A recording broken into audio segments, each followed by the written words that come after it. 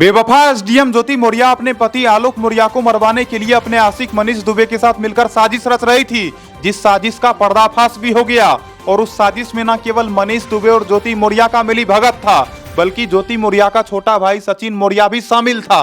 आज के इस वीडियो में आपको हम बताएंगे दोस्तों, आखिरकार सचिन मौर्य जिसने किस तरह से आलोक मौर्य को मारने का प्लानिंग करा था। और अब दोस्तों उस मामले में ऐसी कौन सी जानकारी निकलकर सामने आ रही है जिस जानकारी ने लोगों का दिमाग खराब करके रख दिया है।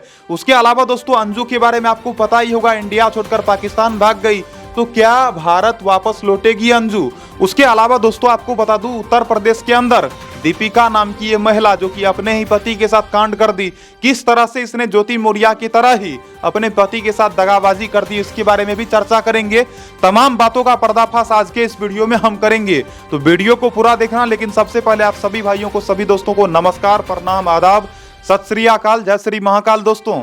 और इस वीडियो को देखने वाले सभी भाइयों और सभी बहनों को सरकार भाई का दिल से सलाम। चलो दोस्तों, हर दिन की तरह आज भी सच का पर्दाफाश करते हैं और आपको हम बताते हैं किस तरह से मनीष दुबे और ज्योति मौर्य जिसने आलोक मौर्य को मरवाने के लिए कई तरह का खतरनाक प्लानिंग करा। आपको बता दूं, इस मामले में न केवल ज्योति मौर्य और मनीष दुबे शामिल था, बल्कि ये बताया जाता है दोस्तों ज्योति मौर्य का छोटा भाई सचिन मौर्य जो कि आलोक मौर्य को मारने के लिए कई तरह का वो भी साजिश रचा। तो उसके बारे में अब कौन सा खुलासा हुआ है, लेकिन इससे पहले भी चर्चा कर लेते हैं दोस्तों कि किस तरह से मनीष दुबे जो कि आलोक मौर्य को अपने रास्ते से हटाना चाहता था। आपको बता दूं, ज्योति मौर्य और मनीष दुबे के काले कारनामों का खुलासा नहीं होता। आप खुद ही सोचो दोस्तों, अगर आलोक मौर्य ने सच्चाई को सामने नहीं लाया होता, अगर आलोक मौर्य ने अपने पत्नी के खिलाफ जाकर आवाज नहीं उठाया होता, अगर आलोक मौर्य ने मनीष दुबे और ज्योति मौर्य के व्हाट्सएप चैट को वायरल नहीं करा होता, तो शायद मुझे नहीं लगता है दोस्तों कि चारों तरफ लोगों को यह जानकारी मिल पाता कि ज्योति मौर्य जो कि एसडीएम पद पर रहने के बावजूद भी गंदा काम कर रही थी। आपको बता दूं, आलोक मौर्य ने जब ज्योति मौर्य के खिलाफ तमाम सबूतों को इकट्ठा कर लिया और जब ज्योति मौर्य और मनीष दुबे के काले कारनामों का सोशल मीडिया पर भी खुलासा हो गया, उसके बाद ज्योति मौर्य को बहुत ज्यादा तकलीफ हुआ। और तकलीफ तो होता ही है दोस्तों, ज्योति मौर्य नहीं चाहती थी कि वो जो मनीष दुबे के साथ चक्कर चला रही है उसका खुलासा हो जाए।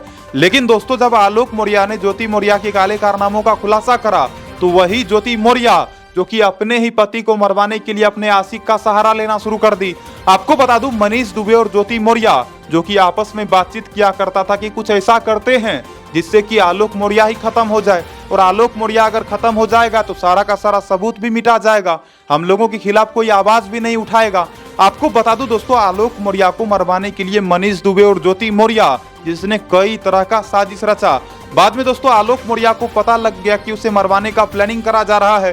तो आपको बता दूं, आलोक मौर्य को जब पता चला कि उसे मारा जा सकता है, उसके ऊपर कभी भी हमला हो सकता है, उसके बाद आलोक मौर्य ने भी तहकीकात करना शुरू कर दिया। बाद में आलोक मौर्य को यह पता चला कि ज्योति मौर्य का छोटा भाई सचिन मौर्य जो कि उसे मारने के लिए बंदूक लेकर इधर से उधर भटक रहा है। उसके बाद बताया जाता है दोस्तों, आलोक मौर्य जिन्होंने प्रयागराज थाने में जाकर शिकायत दर्ज करवाया और अपने साले साहब के खिलाफ शिकायत दर्ज करवाने के बाद आलोक मौर्य को पुलिस वालों ने कहा कि आप निश्चिंत रहो।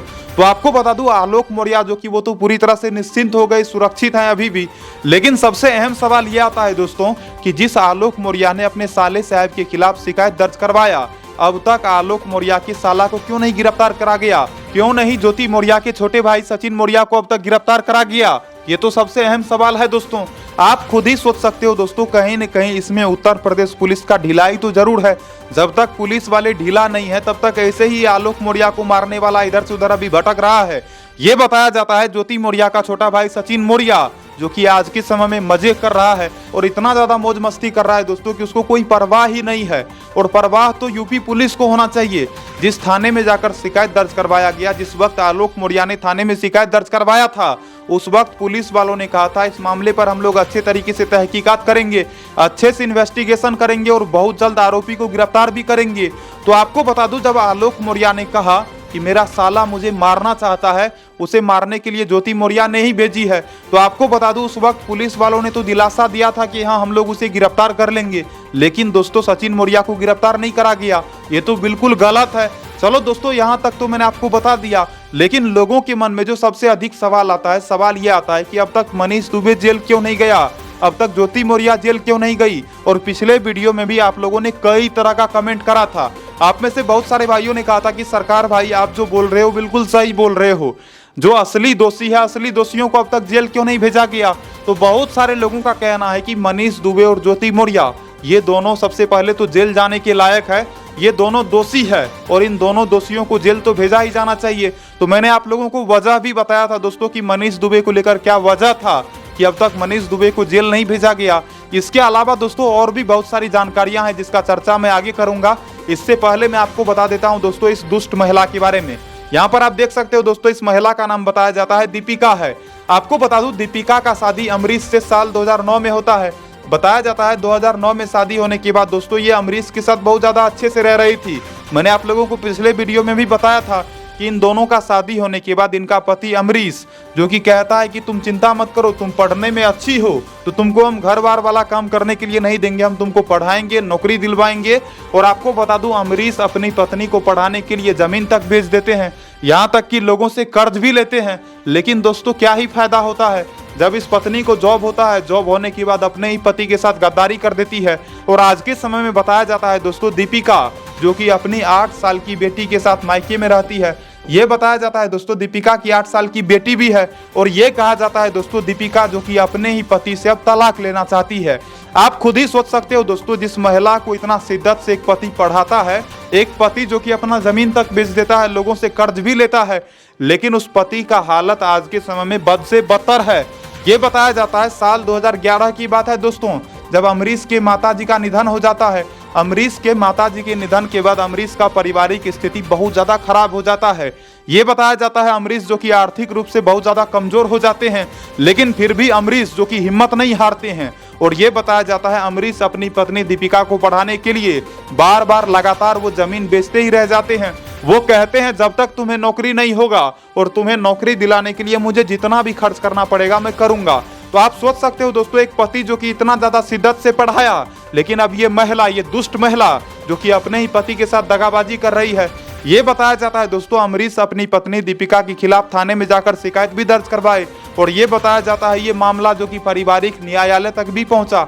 और बताया जाता है अदालत में जब जाकर दीपिका ने ये कही कि मैं अपने पति से तलाक चाहती हूँ, तो अदालत ने इसे कहा कि नहीं, तुम्हें तलाक नहीं मिल सकता और तुम जिस तरह से अपने पति के खिलाफ आरोप लगा रही हो सारा का सारा आरोप जो कि निराधार है। आपको बता दूं दीपिका आज के मौजूदा वक्त में अपने पति के खिलाफ कई तरह का आरोप लगा रही है। दीपिका का ये कहना है कि मेरे पति जो कि मेरे साथ मारपीट करते थे, लड़ाई झगड़ा करते थे। आप खुद ही सोच सकते हो दोस्तों अगर इस पति को मारपीट ही करना होता तो नौकरी से पहले ही मारपीट कर लेता। चलो ठीक है दोस्तों, सभी परिवार में लड़ाई झगड़ा होता है, मारपीट तक भी हो जाता है, पति पत्नी के बीच तो नोक झोंक तो चलता ही रहता है। लेकिन इसका मतलब क्या कि नौकरी हो गया तो अपने पति के साथ दगाबाजी कर दो, उससे तलाक मांगना शुरू कर दो। आपको ये भी बता दूं दोस्तों दीपिका को कहीं न कहीं अपने अंदर एक अलग तरह का ही गर्मी है, इसको अपने नौकरी का गर्मी है। दीपिका को ये लगता है कि उसके पास तो पैसा है, उसका पति तो एक मामूली सा आदमी है। आपको बता दूं अमरीश के बारे में बताया जाता है ये एक मामूली सा किसान है। और आपको बता दूं दीपिका जो कि लेखपाल के पद पर नौकरी कर रही है, तो दीपिका को ये लगता है कि हम तो जॉब कर रहे हैं, मेरा पति तो निठल्ला बेरोजगार है, वो मेरा क्या ही बिगाड़ लेगा। ये बताया जाता है दोस्तों दीपिका को जब भी उसके पति अमरीश कॉल करते हैं तो बार बार दीपिका उसे धमकाती है। उसके अलावा दोस्तों अमरीश का ये कहना है कि उनकी जो 8 साल की बेटी है वो अब तक उसके पास नहीं है, अब तक उसे दीपिका ही अपने पास रखी हुई है। इसीलिए दोस्तों बताया जाता है अमरीश जो कि इस वक्त बहुत ज्यादा परेशान है। एक तो इसकी पत्नी इसका साथ नहीं दे रही है और दूसरे तरफ इसकी बच्ची जो कि 8 साल की है वो भी आज के समय में इसके पास नहीं है। तो दोस्तों आप खुद ही सोच सकते हो इस बंदे ने कितना ज्यादा शिद्दत से पढ़ाया, लेकिन परिणाम क्या मिला। तो फिलहाल बताया जाता है दोस्तों अमरीश की जो पत्नी है दीपिका वो तलाक तो लेना चाहती है, लेकिन उसका तलाक नहीं हो पा रहा है। बाकी यहाँ पर आप देख सकते हो दोस्तों ये तस्वीर है उस वक्त की जब इन दोनों की शादी हुई थी। यहाँ पर आप देख सकते हो दोस्तों उस वक्त दीपिका कितना मासूम दिख रही थी, लेकिन उसी दीपिका को जब नौकरी हो गया इसका तो रवैया ही बदल गया। उसी तरह से ज्योति मौर्य को भी जब नौकरी हुआ तो इसका भी रवैया बदल गया। तो ज्योति मौर्य की कहानी को तो हर कोई जानता है। बाकी दोस्तों आगे हम चर्चा करेंगे ज्योति मौर्य को लेकर। अभी फिलहाल चर्चा करते हैं दोस्तों अंजू के बारे में। आपको पता होगा दोस्तों किस तरह से अंजू पाकिस्तान जाने के बाद पूरी तरह से बदल गई है। यहाँ पर आप देख सकते हो दोस्तों शादी करने के बाद अंजू को गिफ्ट दिया गया है। यहाँ पर ये जो फाइल आप देख रहे हो दोस्तों ये फाइल कोई ऐसा वैसा फाइल नहीं है, बल्कि दोस्तों ये फाइल है 40 लाख का। आपको बता दूं अंजू को 40 लाख रुपये का फ्लैट दिया गया है और ये बताया जाता है अंजू जो कि अब नसरुल्लाह के साथ ही रहेगी। जैसा कि आप स्क्रीन पर देख सकते हो दोस्तों, ये अंजू का भारतीय परिवार है, जिसमें आप साफ साफ देख सकते हो अंजू के पति अरविंद और उनके बच्चे, जो कि आज के वक्त में बहुत ज्यादा परेशान है।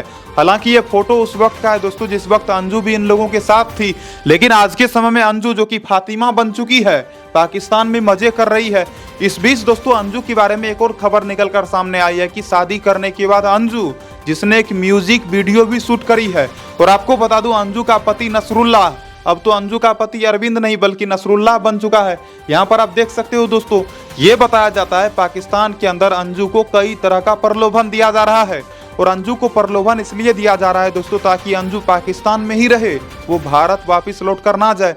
और अब दोस्तों अंजू ने भी अपना बयान जारी कर दी। अंजू का कहना है कि वो अब इंडिया वापस नहीं लौटेगी। जिस बयान में अंजू का ये कहना है कि जिस तरह से इंडिया के अंदर मुझे बदनाम किया गया, जिस तरह से मेरे पति ने मेरे खिलाफ भला बुरा बोला, तो मैं अब तो बिल्कुल भी लौटकर इंडिया नहीं जाऊंगी। तो आज के समय में दोस्तों कहा जा रहा है अंजू जो कि पाकिस्तान में ही रहेगी। उसके अलावा आपको बता दूं, अंजू के भारतीय पति अरविंद, उनका ये कहना है कि ठीक है, उसे इंडिया नहीं आना है तो ठीक है, पाकिस्तान में ही रहे और वहीं पर वो बच्चा भी पैदा कर ले। तो फिलहाल बताया जाता है दोस्तों अंजू के पति अरविंद, जो कि बहुत ज्यादा अभी भी परेशान है। बाकी मुझे तो अब नहीं लगता है दोस्तों कि अंजू जो कि इंडिया आएगी। बाकी अगर वो इंडिया आएगी भी तो यहाँ पर लोग उसे जूते से मारेंगे, वैसे तो छोड़ेंगे नहीं। तो ज्यादा कुछ क्या ही कहना। अब दोस्तों चर्चा करते हैं ज्योति मौर्य और आलोक मौर्य के विवादों के बारे में। तो आपको पता होगा दोस्तों कि अब तक मनीष दुबे, जो कि जेल नहीं गया, बहुत सारे भाइयों ने कहा था कि इसे अब तक जेल इसलिए नहीं भेजा गया क्योंकि ये जात का पंडित है। लेकिन दोस्तों अगर ये बात सच भी है तो ऐसा नहीं होना चाहिए। कानून हर किसी के लिए समान होता है। यदि कोई भी गलत काम करता है तो ऐसे लोगों को तो जेल भेजा ही जाना चाहिए। ऐसे लोगों के खिलाफ कड़ी से कड़ी कार्रवाई तो करी ही जानी चाहिए। लेकिन दोस्तों अब तक मनीष दुबे के खिलाफ किसी भी तरह से कोई भी सख्त कार्रवाई देखने को नहीं मिल रही है। और आपको बता दूं, मनीष दुबे के मामले में जो इन्वेस्टिगेशन करा गया था दोस्तों, ये पाया गया था कि मनीष दुबे अपने सरकारी आवास का भी दुरुपयोग कर रहा था। आपको बता दूं, मनीष दुबे के सरकारी आवास पर जो मौजूद एक होमगार्ड थे, उन्होंने बताया कि मनीष दुबे, जो कि बहुत सारी लड़कियों को अपने सरकारी आवास पर भी लाया करता था। ये बताया जाता है मनीष दुबे बहुत सारी महिला होमगार्ड के साथ भी गंदा गंदा काम करता था। जब इन सारी चीजों का खुलासा हो चुका है दोस्तों, तो अब तक मनीष दुबे को जेल क्यों नहीं भेजा गया? क्यों अब तक ज्योति मौर्य के खिलाफ किसी भी तरह का कोई भी कार्रवाई नहीं करा गया? आपको बता दूं, ज्योति मौर्य को अभी भी एसडीएम पद से निलंबित नहीं करा गया है। अब तक ज्योति मौर्य सस्पेंड नहीं हुई है।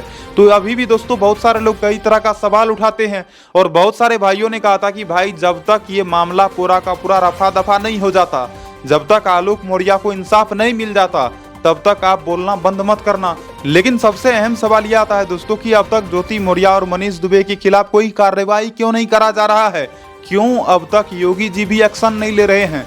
क्यों अब तक यूपी पुलिस चुप बैठी हुई है? आपको बता दूं, हर किसी के मन में कई तरह का सवाल है।